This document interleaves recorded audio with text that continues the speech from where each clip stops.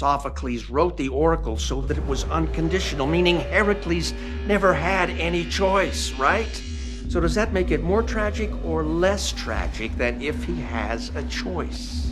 I think it's more tragic because if it's all just inevitable, then that means that the characters had no hope. They never had hope because they're all just like hopeless. They're all like pawns in this horrible, hopeless machine.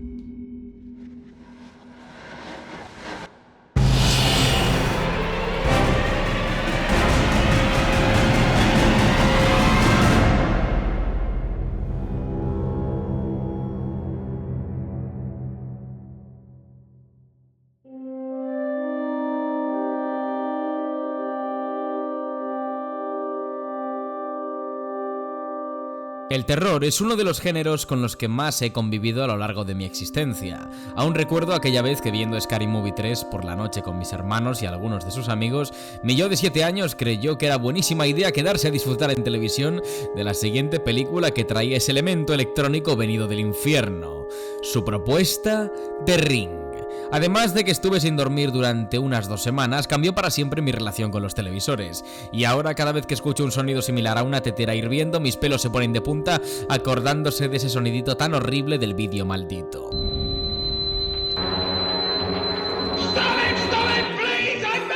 Unos años después, mi trauma fue la anciana gitana de Arrástrame al infierno, y con The Witch, a pesar de no asustarme tanto, me dejó un pozo tremendamente perturbador. Siempre pude acabar las películas de terror que emprendía, al menos en mi adultez. Todo cambió la noche que, solo en casa, me dispuse a ver Hereditary en mi ordenador a oscuras y con auriculares. Nunca pude terminarla. Y no fue por esos sustos que te llenan la sangre y te hacen detenerte y airearte. Fue porque me emparanoió tanto que no me sentía ya seguro en mi propia casa. Y sí, es cierto que desde entonces, en posteriores visionados, no me ha impactado tanto, pero creo que Hereditary es una película que invita a diversas reflexiones, y la visión del terror que tiene Ari Aster es una que funciona y mediante herramientas muy sofisticadas. Sí. Hoy vengo a explicaros por qué Hereditary es mi película de terror favorita y cuáles son los métodos que emplea su director para jugar con nuestro cerebro y destrozar nuestra capacidad de percepción. Para hincar el diente a esta obra, me gustaría empezar por algo que Ari Aster hace muy bien, a diferencia de muchos otros compañeros del género. El terror de James Wan es conocido por todos. Al fin y al cabo, es director de muchas de las películas de terror más taquilleras de los últimos años. The Conjuring, Insidious, Malignant... Muchísimos directores llevan dando sustos desde tiempos inmemoriales, pero Wan consiguió hacer de ello una suerte de estilo, basado en la cantidad de sustos y no tanto en su calidad. Todas las escenas parten de una fórmula de tensión sublimada muy básica. El personaje está en X situación, de repente pasan cosas raras, el personaje reacciona a las cosas raras, se muestra escéptico y las ignora. Las cosas raras se intensifican, generando un primer susto, el personaje busca el origen de ellas, pero ya es tarde porque... susto en tu cara. Y entonces todos los elementos que formaban parte de la secuencia explotan y brincamos, gritamos, nos tapamos los ojos y los oídos, porque está siempre ese molesto golpe sonoro que acompañan los malditos sustos. ¿Qué genera todo esto? Una gráfica llena de picos que se incrementan en ciertos puntos, dejando valles de calma entre sí. Esto entrena al espectador para recibir los sustos, hasta el punto de predecirlos de una forma absurda. Vale, ¿queréis ver ahora cómo lo hace Aster? Para Aster, el terror es esto. Y sí, esto es brillante. Además de que el mejor ejemplo que voy a poner relacionado con esa técnica es la escena final, esta de aquí es una muestra que siempre se ignora a la hora de hablar de Hereditary. Esta es una de las escenas iniciales, justo después del entierro de la abuela, antes siquiera de saber de qué va esta movida. Annie entra a la habitación de su madre y, nostálgica, se pone a revisar entre sus pertenencias. Después de ver una pista narrativa sobre el rumbo de la película, se prepara para salir y apaga la luz cuando se queda observando algo. La música es una línea de tensión sonora que se incrementa poco a poco. Annie se queda clavada y el plano dura unos segundos de más. El encuadre nos invita a pensar que habrá un contraplano y la música parece confirmarnos que se viene susto. Pero no, se cambia el plano y la música no cambia, se mantiene. Y lo que vemos en medio de la oscuridad de la habitación es esto. una figura de la madre de Annie, observándola tranquilamente de pie. Lo que diferencia a Aster de otros directores es que su terror se basa en la paranoia. Depende del brillo que tengáis en vuestros monitores, móviles o televisores, veréis la figura de una forma más clara o no. Lo primordial es lo siguiente. Aster ilumina a la actriz de la madre de una forma tenue, pero consigue que algunos rasgos de su cara se remarquen más que otros, como los pómulos y la frente, haciendo que el resto de su cara permanezca en la penumbra, más ensombrecida. Esto lo que consigue es que cuanto menos brillo haya y por lo tanto más oscura sea la habitación, lo que destaca son las expresiones de la madre. ¿Y qué hace la madre? Pues sonreír. Y cuanto menos brillo tengas, más chunga se ve. Es maravilloso porque en realidad, si le subes el brillo, es solo una señora que está ahí puesta de forma digital. La imagen dura un total de 5 segundos en silencio y lo que admiro de Aster es su apuesta por este plano. La música no se sublima en ningún momento, no hay un ruido fuerte, no hay una construcción de tensión como tal, es simplemente una figura en la oscuridad, y tal y como nos conduce Aster a través del plano, es un susto que nosotros nos llevamos solos, no nos lo causa él. Estamos hartos del ruido fuerte, del movimiento del espectro y del primer plano para asustar y darnos pistoletazo de salida para gritar y saltar del sofá. Aquí, al ser un plano tan oscuro en contraste, lo primero en lo que nos fijamos es en la izquierda, ya que habitualmente leemos las composiciones de izquierda a derecha, de igual forma que cuando escribimos o leemos un libro. Nos fijamos primero en esa parte además porque está iluminada y ocupa más masa visual, no hay casi aire. En cambio, según leemos la imagen y oteamos las sombras, podemos o no fijarnos en lo que hay en medio del cuadro y seguir nuestra lectura. Lo que hiela la sangre es verlo sin darse cuenta, y que Aster no nos ayude con algo que pueda quitarnos esa tensión. La adrenalina cuando nos fijamos en esa sombra sube, y cuando la analizamos vemos esa expresión, y como no queramos ver más la imagen, no nos daremos cuenta de que el fantasma simplemente está chilling ahí en medio. Esto es terror psicológico, el terror que confía en su espectador y en el director que está a los mandos. Es simplemente soberbio como te lo planta ahí y espera ver qué hace la audiencia. Aster hace que Annie encienda la luz y, como en muchos de los tramos de su película, el corte lumínico es seco y revela la verdad. Ahí no hay nada. Y el ejercicio de la película es moverse entre líneas ambiguas. ¿Eso era un fantasma o es la perturbada mente de Annie? Lo iremos descubriendo, pero me he adelantado. Quiero empezar por el principio de verdad de la película, porque esa es la verdadera formulación de estilo que hace Aster. Comienza con una esquela típica, casi de periódico, anunciando la muerte de una abuela de familia, quien ha fallecido a una edad respetable y normal. La música se convierte en una melodía amenazante y terrorífica, augurando una tragedia. La música se frena en seco y vemos la cabaña del árbol. Contemplamos una de las ubicaciones clave desde dentro de la localización núcleo, que es el estudio en el que Annie construye y diseña sus maquetas. Como si de la mirada subjetiva de un fantasma nos tratáramos, la cámara se acerca a la maqueta de la casa, y así la maqueta, de repente, se convierte en un plano general de la habitación de Peter. Esto, aunque pueda parecer una licencia artística de Aster para provocar un murmullo en la audiencia por lo bien montado y realizado que está, tiene muchísimo sentido, como en el último plano del Resplandor. Aster nos pone en la piel de un ente que no podemos ver, como si andara por la habitación. En el film de Kubrick era el nuevo huésped del hotel. Aquí es un espíritu, el que hará de las vidas de esta familia un tormento. La abuela. Este ente, a través de la cámara, observa la maqueta y se introduce lentamente en la vida de estas personas, como si fueran muñequitos o recipientes a los que controlar. Efectivamente, una maqueta para su uso y disfrute. Aster insiste en estos planos en muchísimas ocasiones, como cuando hace cortes duros para representar elipsis, como cuando pasa del día a la noche en montaje, o viceversa. Convierte el escenario real en la maqueta de Annie y apaga y enciende la luz como si fuera un tablero, precisamente como en esta escena. Aster habla desde el principio de qué va la película sin explicar absolutamente nada. Esto se relaciona con la personalidad del personaje protagonista, Annie, interpretada por una maravillosa Toni Collette. Annie es una madre muy estricta, con problemas de insomnio y sonámbula, por lo que es propicia a tener episodios de alucinación. Su actitud es en todo momento controladora con sus dos hijos. ¿Y qué ocupación le otorga Aster? Maquetista. Ahí puede desatar toda su ansia de orden y control, y desatar todas sus inquietudes, traumas y formas de ver el mundo desde una perspectiva completamente subjetiva. Es su pequeño paraíso, donde ella puede evadirse y examinar su vida como si fuera un dios que observa y diseña a su antojo. En ella muestra problemas que ha tenido en su vida que después menciona, como cuando su madre quería amamantar a sus hijos, que por cierto hay que hablar de esta escena porque es impresionante. Poco después de perder a su madre, y en un ambiente bastante pesimista, Annie vuelve a un grupo de apoyo para intentar desahogarse, y ahí pierde el control. Antes de que ella dé el paso, Aster propone un plano general sosete de toda la sala, todos sus componentes desde las alturas, precisamente como lo veríamos sobre una maqueta. En cambio, en el momento que Annie decide tomar la iniciativa y abrirse, Aster la encierra y poco a poco hace que se derrumbe mientras la cámara avanza sin misericordia sobre ella, metiéndonos en escena y haciéndonos partícipes de la vergüenza y el miedo a compartir su vida con los demás, y por lo tanto la pérdida de control que ello acarrea.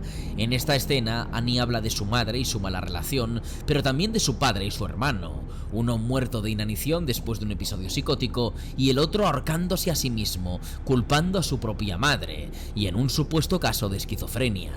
Annie también menciona que su madre tenía demencia y muchas más afecciones mentales anteriormente, por lo que 1. Se nos muestra el miedo que tiene ella de que le afecte a sí misma y a sus hijos en algún punto, y 2. Aster vuelve a jugar con la ambigüedad. ¿Vamos a ver una película de fantasmas o cómo una familia de enfermos mentales se come a sí misma debido a paranoias irreales?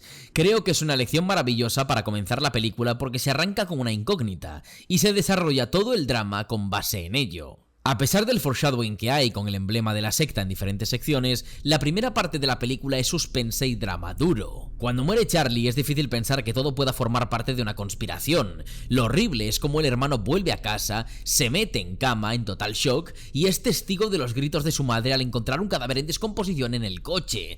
Eso, acompañado de la cabeza de la pobre niña dejada como basura podrida en el arcén, nos horroriza. Sí, pero por la crudeza, la muerte y el trauma. Es una sensación de incomodidad y desazón tremenda la que nos golpea en el primer acto, y por eso es que Aster decide desatar los fenómenos paranormales en medio del trauma, ya que simplemente parecen episodios de culpabilidad, depresiones e ideaciones un poco excéntricas de más. Pero quien se carrea la película de verdad es Toni Collette, y gracias a un trabajo interpretativo que es también mérito de Ari Aster. Y sí, mucha gente me pondrá esta escena y me dirá que es merecedora del Oscar porque está gritando, pero no, la escena mejor interpretada es esta. My daughter was killed. Oh. Con un solo microgesto, Aster elabora un genial desarrollo de relaciones interpersonales. Annie es interpelada por una señora random, que luego tiene mucho impacto en la trama, pero aquí solo es una pequeña presentación. Esta le pregunta que por qué ella no va al grupo de apoyo, y Annie, después de dudar, le responde. My daughter was killed. Lo que habla de la personalidad de Annie esta frase, por Dios. Es importante la palabra que usa y el sentido que tiene en inglés. Annie pudo haber dicho mi hija falleció, murió o pasó a mejor vida, pero lo que dice, sin titubear, es asesinada. My daughter was killed. Y a continuación, después de decirlo, vemos cómo cambia su rostro ligeramente, y con un movimiento de cabeza, perpleja, se da cuenta de lo que ha dicho. Aún le guarda rencor a su hijo, aún piensa que ha matado a su hermana, que es el culpable de ello, pero a su vez, de forma retorcida, está diciendo la verdad. Pues su hija sí que fue asesinada premeditadamente por la secta, aunque eso ya es otra historia. Cómo en un microgesto, acompañado después de uno macro, sintetiza cómo se siente el personaje, cómo está perdiendo el control de cada cosa que dice y el arrepentimiento que le provoca el odio a su propio hijo, es una lección prodigiosa de interpretación. Porque sí, esta película vive de muchas sutilezas, y casi todas enfocadas al remordimiento y el trauma. Peter no confía en su madre porque cuando era pequeño, sonámbula, casi le prende fuego. Annie vive llena de rencor a su madre, con culpabilidad tras la muerte de su hija y desconectada de un marido vacío que no parece llenarle y que intenta proteger a su familia a todo coste, a pesar de que esa faceta naif acabará con él. Esto genera un caldo de cultivo tremendamente pesimista en la película, en la que empatizamos con los personajes y absorbemos todo su dolor y desconfianza. Por eso antes mencionaba la terminología de terror psicológico. A esta película se le ha llamado terror elevado por supuestamente tener un tipo de horror diferente a lo habitual y más sofisticado, además de tratar traumas familiares serios. Creo que la apropiación del terror psicológico para denominar a cualquier cosa que tenga que ver con espíritus y fantasmas es un error en sí mismo, porque no hay nada de psicológico en Poltergeist, que abren y cierran puertas en tu casa. Además, casi siempre ese es el conflicto, fantasmas que se meten en tu casa. En Hereditary el conflicto no es la aparición de espíritus, ni siquiera que la abuela haya hecho un pacto con el diablo para destrozar a toda su familia. El verdadero conflicto es la incapacidad de comunicarse que tiene este grupo de seres humanos, y todo viene provocado por el pacto de la abuela, sí, además de las alucinaciones y apariciones, pero en una familia más unida, quiero pensar que quizá todos podrían haber salido adelante y evitar esta maldición. Annie va al grupo de apoyo y conoce a Joan, y nadie de su familia sabe esta información porque ella les oculta todo y les miente diciéndoles que va al cine. El padre miente a Annie con la profanación de la tumba de Ellen, el hijo miente a su madre con la fiesta, y la niña ni siquiera habla con sus familiares porque conoce el destino de todos. Si todas estas personas se comunicaran sus problemas, probablemente podrían haberse podido defender. Las mentiras de Annie causan que su marido piense en el final que ha perdido la cabeza y no quiera colaborar. La información de la profanación de la tumba causa que Annie no pueda atar cabos y que el hijo no les diga a sus padres que va a una fiesta a meterse a hierba y no les pueda decir lo que ha pasado con su hermana, genera problemas de confianza. Aster quiere contar en primera instancia un drama familiar y en segundo lugar una película de terror, y maneja ambas temáticas de maravilla.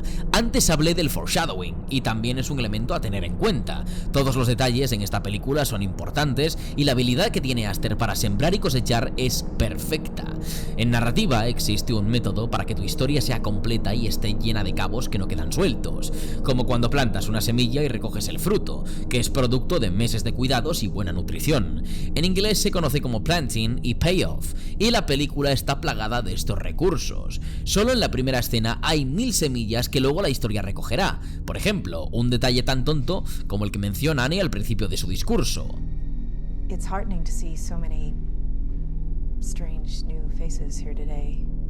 Ella se alegra de ver tantas caras nuevas y extrañas en el funeral de su madre, pero eso se debe a que gran parte de los presentes son miembros de la secta que trata de acabar con ellos y transportar el alma del demonio a un recipiente. Luego el collar, que lleva el emblema de la secta y se irá presentando a lo largo de la obra hasta revelarse lo que significa, tanto aquí como en el que lleva Annie, como en los felpudos y hasta en el cabecero de la cama de Charlie. El tipo de la secta que sonríe macabramente al fondo y que al final de la película verá al propio Peter en su casa, pero en una situación muchísimo más bizarra, la tableta de chocolate sin frutos secos por la que pregunta el padre, hasta la libreta de dibujos de Charlie. Hay aquí muchísimas semillas narrativas que luego se responderán e hilarán de forma genial en una sola escena. Pero hablemos del otro gran método de Aster que definirá el estilo de terror que destila esta película. Hemos tratado cómo el director juega con el terror que te pilla por sorpresa y que premia tu capacidad de atención visual.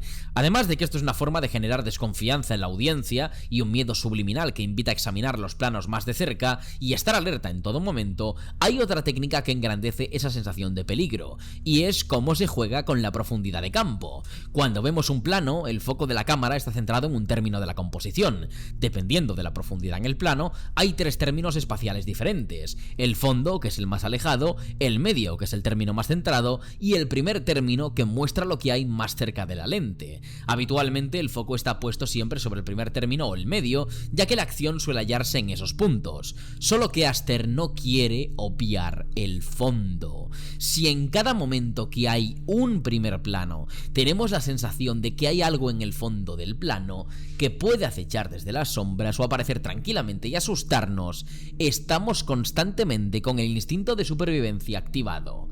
Es decir, estamos más atentos y por tanto más tensos, más susceptibles. Con esto juega Aster desde la aparición de la abuela hasta el famoso plano de la paloma kamikaze.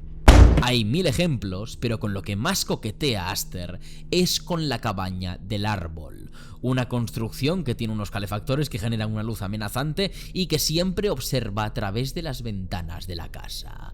Siempre está de fondo y en todo momento parece que va a pasar algo ahí dentro. Una pequeña pista de lo que pasará al final. En este plano, por ejemplo, estamos viendo un falso subjetivo de alguien que está observando desde la cabaña a Peter. Aster encuadra al personaje muy cerca de la cámara y usa su cuerpo como si fuera parte de la construcción, mientras este personaje respira cerca de la lente. Lo que vemos es el vapor que se genera debido al contraste del calor frío, y por la deformación del desenfoque no hacemos esa relación de forma tan rápida. Es la tensión lo que nos lo confirma, y eso aumenta la paranoia. Aster pone en práctica todas sus técnicas en la última escena, y eso pasaremos a analizarlo ahora, pero antes quiero mencionar algunos detalles de montaje y fotografía que me parecen fantásticos. Además de esos cortes que parecen mostrar el mundo de los personajes como el tablero de un juego, Aster también hace disoluciones paralelísticas en montaje, como cuando nos muestra los planos relacionados con la secta. Siempre que la película haga movimientos verticales o composiciones muy simétricas con un centro de interés recto en el medio, es que el plano tiene influencia maligna. Quizás por esa relación que se ha hecho entre las composiciones verticales y la altura divina, aunque en este caso es al contrario, es una composición vertical que desciende, como si fuera más enfocada al infierno y no al cielo. Uno de esos planos maravillosos es en el que la cámara se para en seco, centrando el poste eléctrico. Además de remarcar el emblema de la secta, también muestra una inusual simetría, y la composición es irremediablemente vertical debido al espacio que ocupa el objeto. Esto posteriormente lo veremos también en el momento que Peter entra en su cuarto después de la muerte de su hermana. Parece que lo hace bajo influencia de algo maligno, encuadrando su puerta en el centro de la composición y generando esa armonía vertical de la que hablaba. Se vuelve a hacer en varios puntos, como en el entierro de Charlie, pero ya me habéis entendido. La composición es un elemento que no para de usar Aster para generar relaciones semánticas. De hecho, uno de los planos más famosos de esta película se da en el momento que Annie entra en el bloque de Joan y recorre el pasillo. La primera vez que lo hacía sí que parecía una entrada en un lugar extraño, porque todo se daba de izquierda a derecha, haciendo que la cámara pivotara sobre su propio eje. En cambio, la siguiente vez en la que vuelve a hacerlo, la cámara se muestra al revés, generando un punto de fuga inverso y hacia abajo, de nuevo incidiendo en lo profano que está siendo todo el asunto de la secta. Y de una forma muy elegante, Aster da la vuelta a todo el plano con una panorámica que lo equilibra por fin. Solo con la forma, Aster nos ha invitado a pensar que Annie ha entrado en un lugar distinto, como atravesando el portal hacia otra dimensión, una en la que hay demonios y herejes. Soberbio. En cuanto a la fotografía, a pesar de no destacar excepcionalmente, sabe jugar muy bien con los tonos. La noche es terrorífica, opresiva y muy deprimente. El día es soso, apagado y desteñido, y los interiores cálidos, pero sin una gota de sentimiento, más rojizos que anaranjados. Nos llenamos constantemente de claroscuros que hacen ver a la casa como un lugar sin alma. Tenemos muchas veces momentos de hora azul que envuelven a los personajes en tristeza y desolación, y tanto la luz de la noche como del día es aséptica. Esta fotografía nos condiciona emocionalmente a la hora de conectar con la tragedia familiar y genera una mayor facilidad para jugar con las sombras y lo que se oculta dentro de ellas. Porque sí, vamos a analizar esa escena final que lo estáis deseando. Sé que la verosimilitud de esta película hasta este momento era bastante estricta y aquí empiezan a pasar cosas convenientes y que no tienen mucho sentido, como lo de la madre poseída flotando y agarrándose a las paredes. Entendiendo que simplemente querían capturar a Peter, esto se ve un poco innecesario, pero pasándolo por alto, es una de las escenas más aterradoras que he visto en mi vida. Todo esto viene precedido de la muerte del padre y la posesión de Annie, en esta increíble interpretación de Toni Collette. Tras ello, Aster vuelve a apagar la casa de los Graham como si fuera un juguete, solo que esta vez hay pequeñas figuritas rodeando el lugar, los miembros de la secta esperando a que Peter se despierte. Esta primera decisión ya está bien. Aster hace una elipsis después de uno de los momentos más climáticos de la película, y de repente te mete de noche en la casa de los horrores a través de la perspectiva de Peter. La única información que tenemos los espectadores es que el padre ha muerto y la madre ha tenido algún tipo de transformación, pero nada más. Estamos prácticamente en igualdad de condiciones con Peter. No sabemos qué nos vamos a encontrar en la casa y la razón por la cual Pete aún no está muerto. A través de un primer plano nos metemos en la cama y nos despertamos con el personaje. Condicionamiento subjetivo a tope, tanto que nos da un plano precisamente subjetivo desde su perspectiva cuando observa la cabaña. El director literalmente nos mete en sus zapatos. Y entonces el famoso plano. Aster nos muestra un plano general de la habitación, así como en aquel momento en el que presentaba la película, pero ahora es de noche, está oscuro y hay algo raro colgando del techo.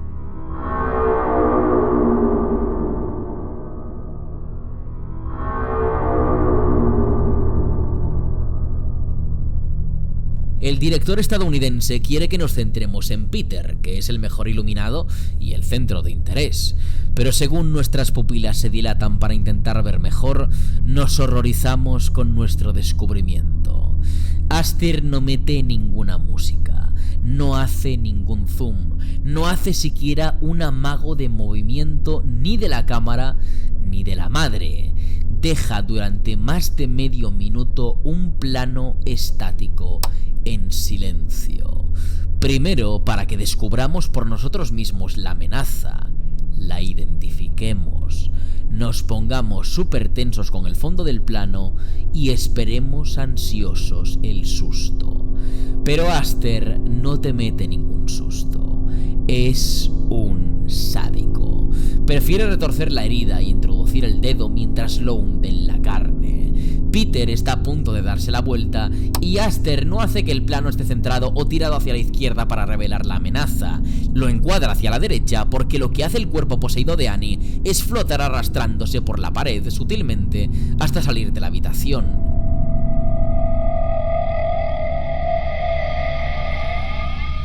Es uno de los planos más espeluznantes que he visto en mi vida. Es un slap en toda la cara. Te estabas esperando un susto, pero hay algo peor. Ese movimiento inhumano y terrorífico sin hacer un solo sonido, salvo el de la puerta abriéndose lentamente, después de más de un minuto de tensión sostenida. Jesús. La iluminación es perfecta, porque apenas te permite identificar bien en la oscuridad la forma, y te puedes dar cuenta muchísimo más tarde de su aparición. Desde ese momento, Peter recorre la casa y Aster juega con el espectador como quiere, haciendo de sus armas fílmicas una paranoia que ha instaurado en la mente de la audiencia. Cuando hace ese traveling out desde la puerta hasta la habitación, haciendo que la música se intensifique, está haciendo que de nuevo nos fijemos en los techos y en las esquinas, haciéndonos pensar que aparecerá Annie de la nada, endemoniada y deslizándose por las paredes. Podemos ver también la casa de la familia reconstruida y visiblemente dañada cuando Pete baja y encuentra a su padre carbonizado. Y esta vez sí, en el fondo volvemos a ver de forma ya clara a Annie, preparada para atacar a su hijo. Aparece de nuevo sonrisa siniestra y ahora Annie cae y toda la tensión se dispara. Comienza la música de persecución vertiginosa y de forma accidental, Peter se mete en la habitación de los horrores. Aquí, Aster de nuevo juega con la anticipación y se regodea en el sufrimiento del espectador, ilustrando los golpes a la puerta del desván. Durante unos instantes nos propone lo que puede estar pasando afuera. ¿Cómo está golpeando Annie una estructura tan alta? Y la respuesta es tan siniestra como cualquiera de nuestras expectativas. En una de las imágenes más brutales del terror de este siglo, el plano en su perspectiva objetiva, mientras Peter llora y llama a su madre de forma desconsolada, y esta golpea repetidamente la pequeña trampilla con su cabeza, con una violencia descarnada y llena de sed de sangre. Aquí Aster sabe que la escena ha derramado toda su tensión, pero sigue descubriendo cosas terroríficas en el fondo de los planos, mientras a su vez desarrolla el terrible hallazgo de Peter, quien solo puede ser un inocente testigo de la bárbara muerte de su madre, en una composición de nuevo vertical, profana y siniestra. Ahora, en el momento en el que Charlie se introduce en el cuerpo de Peter, asistimos a un epílogo que muestra a la orgullosa secta recibiendo las riquezas del segundo rey del infierno. En este, el silencio se convierte en nuestro aliado, incluso en el momento que el cuerpo descabezado de Annie asciende hasta lo alto de la cabaña, la travesía del nuevo demonio y su llegada y contemplación de la masacre que ha causado. Ese silencio se rompe cuando Joan pronuncia el discurso que corona a Paimon como su líder supremo. El tema que ambienta este final está compuesto por Colin Stetson, y y entre tanta línea de tensión y drama, esta música destaca por su tacto fino y solemne, con aires a realeza y coronación, pero con una intensidad que no para de crecer, como un poder que escapa a nuestra comprensión, por lo que la potencia se convierte en confusión y el desconocimiento en escalofríos.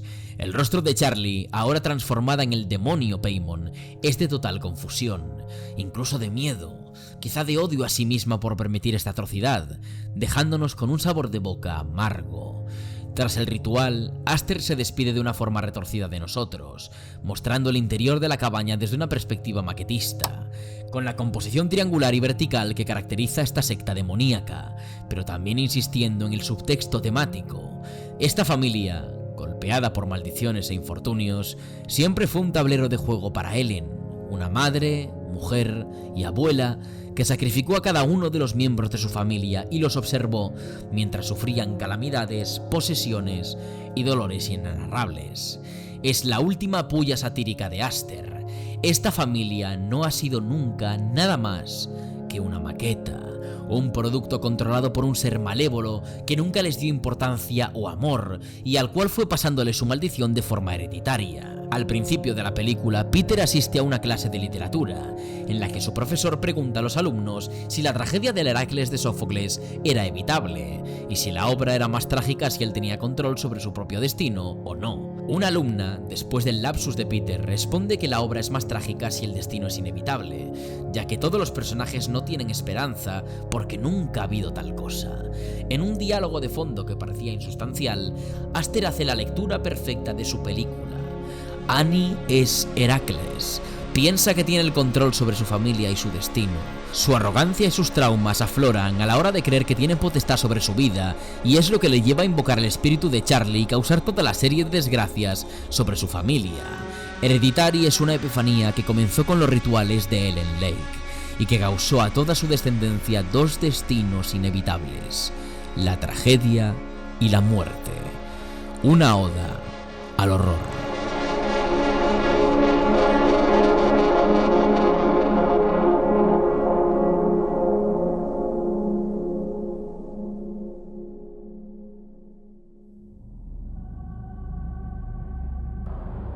Espero que os haya gustado el vídeo. Francamente, Hereditary es mi peli favorita de terror y hacía muchísimo tiempo que quería homenajearla en este canal. Una película llena de miedo, traumas y resentimiento, y la primera gran obra maestra de Ari Aster.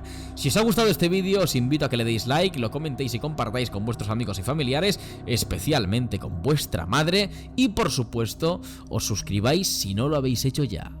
Yo soy Jordi Maquiavelo y os deseo a todos un macabro Halloween. Sin mucho más que decir, me despido.